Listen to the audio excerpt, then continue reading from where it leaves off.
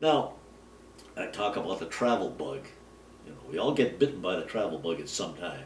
I think Jesse's already been bitten, you guys have been bitten, and I have been bitten for many, many, many, many years. My first disease, the travel disease, was when I was 12 years old. It was 4 months before Pearl Harbor when my dad came home one day and said, "We're going on a trip on my vacation, 2 weeks vacation." And I said, "Where are we going?" "We're going to Georgia." Georgia. I said, "Why?" So my mother piped in. She says, "Because my mother, my grandmother, has a sister she hasn't seen in 50 years, and we think it's about time we take her down to Thomaston, Georgia, small town where the sister ended up." They both came from Russia, and they separated in Hamburg, in Germany.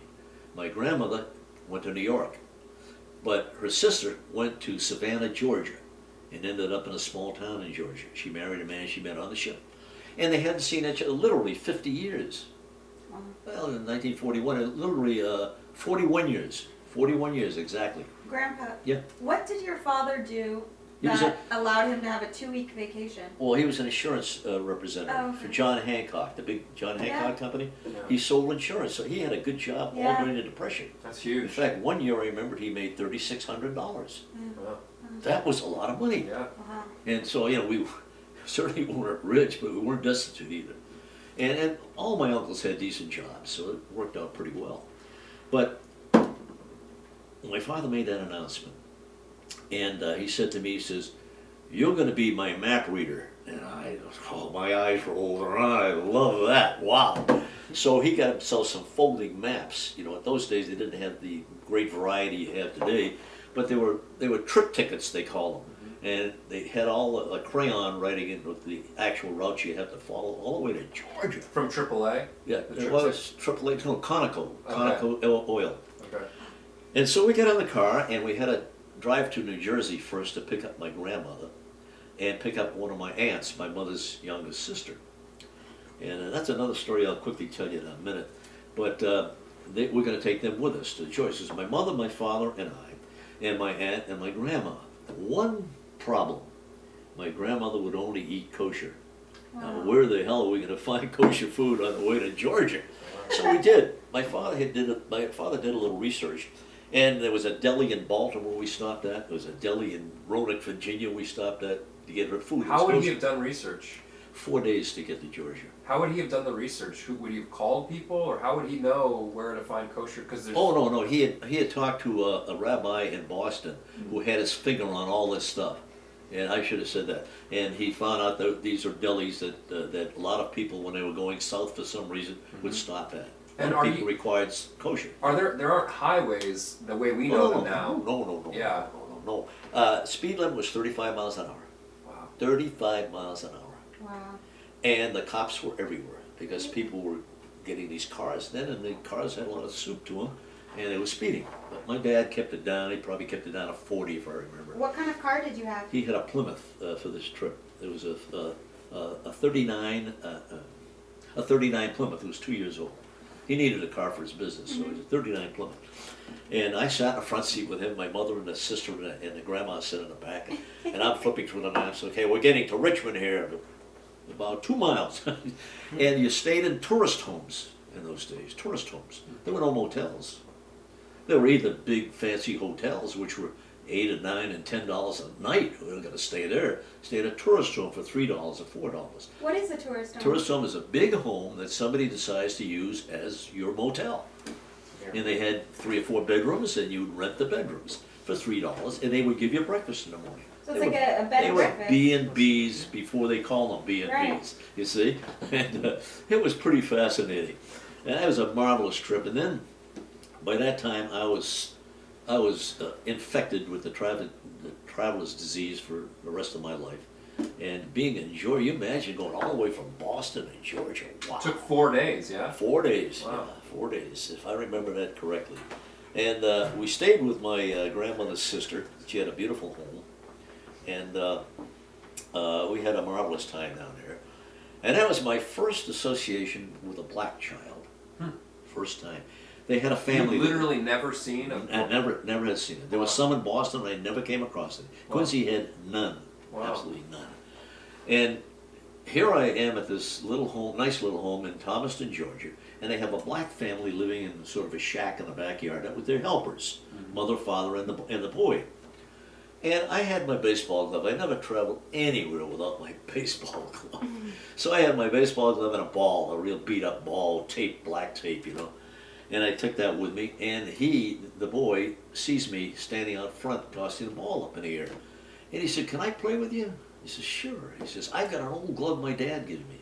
So I went out in the backyard and we're playing ball, throwing the ball around. And then he invites me to come to a fort that he and his friends were building out in the back, and I felt great. They're inviting me. So it was all the black kids and me, and then fort. Now, Grandpa, yes. Grandpa, what was your reaction to seeing a black person It was for the not, first nothing. time? It was really not. It becomes a reaction pretty soon, I'll tell you. It was just another kid. The kid wanted to play baseball. He was a tall, thin, skinny kid. His name was Junior. I never did know his first name. But I had a little camera that my cousin had given me as a going away gift. She was the daughter of the woman in Thomaston, Georgia. And she gave me a little brownie camera, which I kept right through the time in the Army. And so we had some film with it and all that, and my mother was playing with it.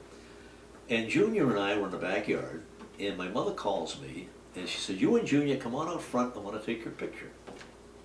So Junior and I come out in front of the house. It's a really nice house. And my mother's up on the porch taking this picture of Junior, the black kid, and me, the white kid. The woman, the aunt, comes running out of the house and says, my mother's name was Ann Tower. "Ann Tower, you can't do that here. You're in the South." And my mother was like that, but she snapped the damn picture. And I you still have it. You saw it. I still have have that seen it. picture today. Wow. But that's the way, and at that night at dinner, we all sat around the dinner table, and that was the whole topic of conversation. What we do allow and what we don't allow in the South. And my mother and father never saw anything like this.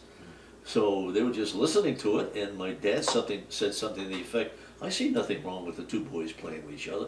And then, "Oh, there is a lot wrong. This is a social..." Oh my God, it was just a sight that I can never remember. What was it like seeing Junior the next day after Well, hearing all that? you know, he kept pretty cool. I was only there 1 or 2 more days. That was Okay. the end of the 10 days we were there.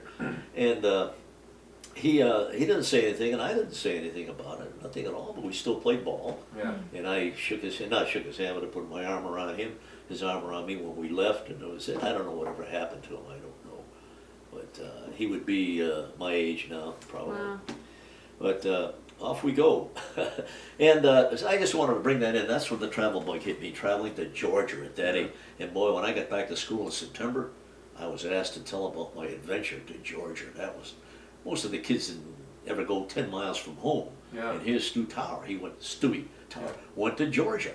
Yeah. So I gave the whole story, and I talked about the black kid and all that. And the teacher thought that was marvelous that I'd bring that up and all that stuff. I remember that to this day. Anyway, I was having a good time in school, and in high school, one of the problems in high school I had, this may seem familiar to you, was focusing. I was always a straight A student.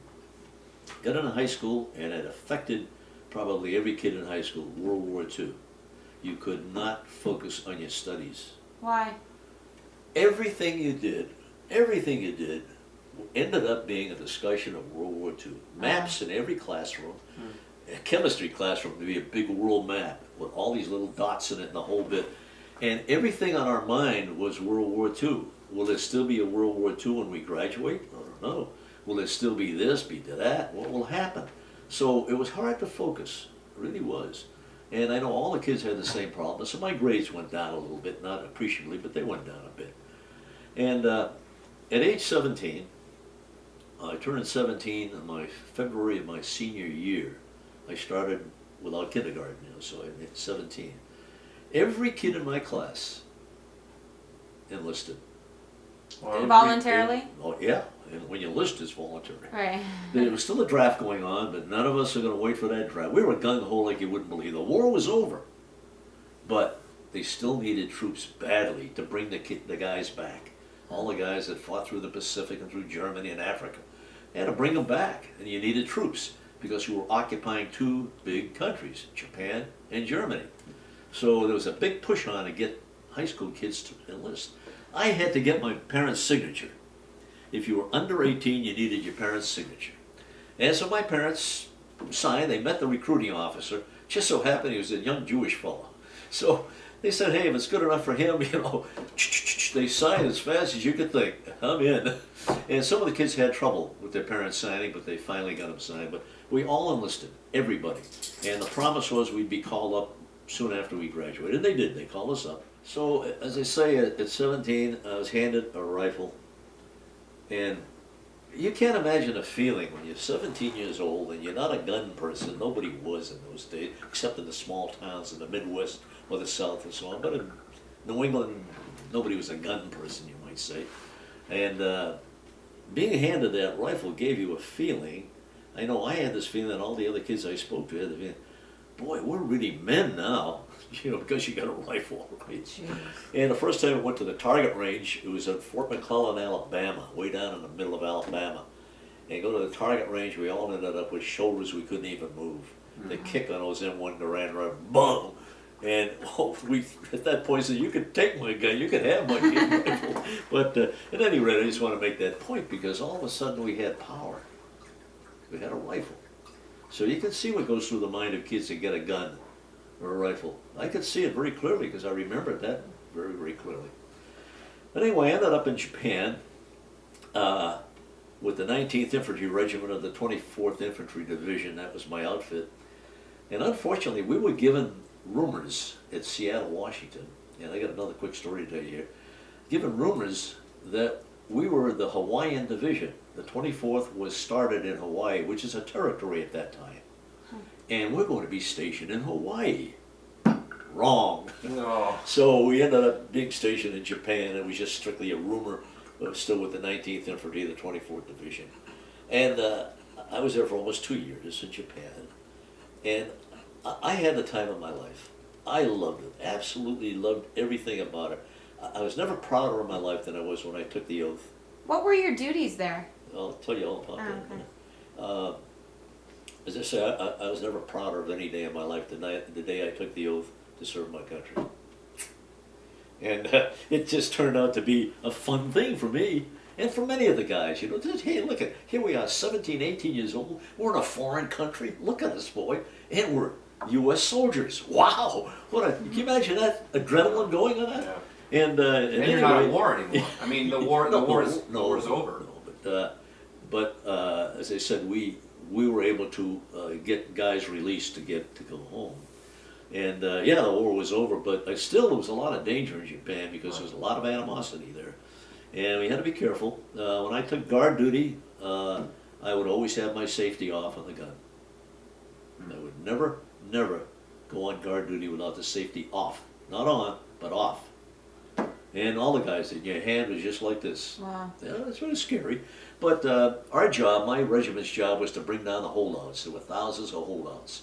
And they started trickling down, and we had to go and get them. What's a holdout? Guys that would not release themselves to the United States Army. Japanese soldiers, guys. yeah. They all took to the hills because the rumor, which is passing around Japan and Germany at that time, boy, you get caught, they're going to hang you. That was the rumor. So these guys stood hidden.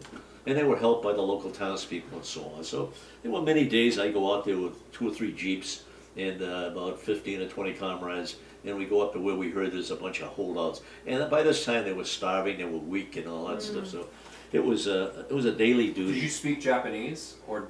We had a Hawaiian kid who could speak Japanese.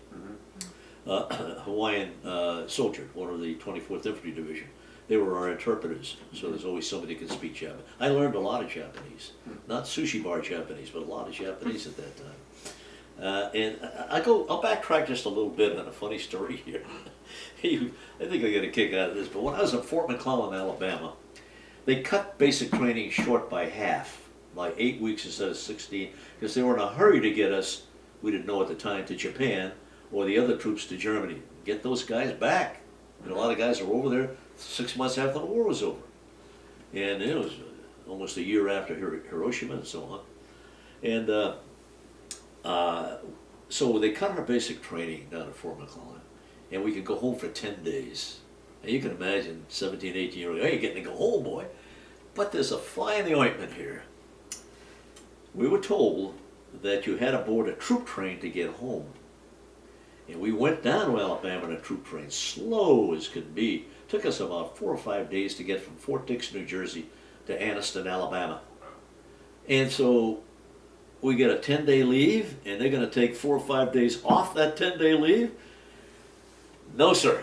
So old Stewie, the weekend before we're supposed to leave, I go to the railroad station in Anniston, Alabama. And I remember now I was 17 at the time, still 17. I went up to the ticket master, and I said, do you have any fast trains going by here up north? Yeah, he says, we have a train coming from New Orleans every day, and it ends up in New York City. And I said, how long is it taking? He told me about 28 hours. It's a lot different than 4 days on a troop train. I says, how much does it cost? $23. Luckily, I saved a lot of my cash in my last paycheck. I didn't get a paycheck, it was just cash, pay envelope, from my shoe store, from the shoe store. So I had cash. So I went back to my barracks, and I told a bunch of guys, this is what we can do. Only 4 of them had enough cash on them to pay the $23. Is that a round trip or a one-way? No, they get you all the way to Boston, but you had to change trains in New York. Okay, and that's just one way, $23 one way. Yeah, That's but no, expensive. this is 1946. That's expensive. Well, anyway, so I told them what my scheme was, and the 4 guys, and I still remember their names. One of the name was Shorty, another was named Peacock. I remember the guys, and 3 were going to Connecticut, and myself and another guy we went to Boston.